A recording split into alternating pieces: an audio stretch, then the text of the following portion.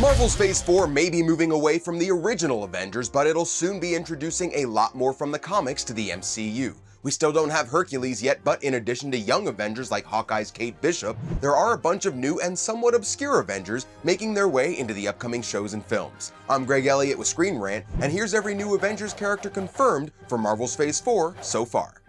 In the comics, US Agent aka John Walker was a temporary replacement for Captain America and later became a key member of the West Coast Avengers. US Agent will be making his debut in Falcon and the Winter Soldier on Disney+, where he'll probably be some kind of adversary to Sam and Bucky, but he could easily be rebranded as a hero and Avenger later on. Black Knight, who carries the Ebony Blade and is the greatest swordsman in the Marvel Universe, was a big part of the Avengers and was even their leader for a while in the 90s. He'll be played by Game of Thrones' Kit Harington in Marvel's Eternals movie, but as a normal puny human, how exactly does he fit in? Well, it all has to do with the girl, of course. Another Avengers from the Eternals is Cersei, an extremely powerful immortal who, among other things, has the ability to manipulate matter. In the comics, her psyche was bonded to the Black Knights in a link called the Gon-Josin, and although he wasn't exactly a completely willing participant in the whole thing, it does look like their romance will make it to the big screen. Easily the most obscure Avenger headed to the MCU in Phase 4, but also one of its most powerful, is another Eternal, the Forgotten One, also known as Gilgamesh. In the comics, he helped save the son of Mr. Fantastic and the Invisible Woman and join the Avengers afterwards. We don't know much about his role in the MCU yet, but suffice to say, his incredible strength will likely come into play.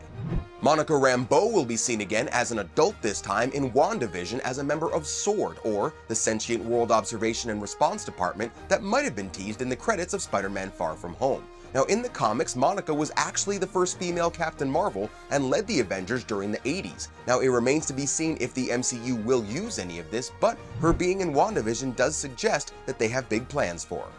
Shang-Chi has been around since the 70s, but he isn't a classic Avenger by any means. Marvel didn't start tying him to the group until the 2010s, so he's still mostly known for being a solo hero. We'll see him in Shang-Chi and the Legend of the Ten Rings in February 2021, but it's pretty likely that that won't be the last time.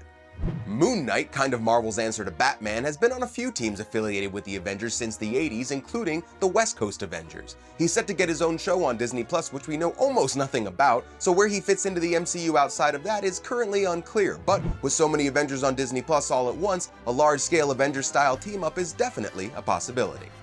Potentially Marvel's strongest female superhero is Bruce Banner's cousin Jennifer Walters, otherwise known as She-Hulk. She was a big part of the Avengers in the 80s, and the MCU might want to make that same connection, especially if Mark Ruffalo does return for the She-Hulk show on Disney+.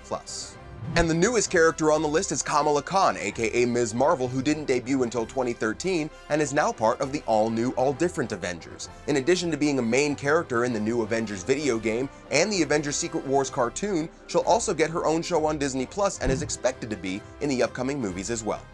With so many characters exiting the MCU in Phase 3, these new additions will be vital to moving the film universe forward. We'll keep you posted as we learn more, so keep checking back with Screen Rant to stay in the loop. I'm Greg Elliott, and I'll see you next time.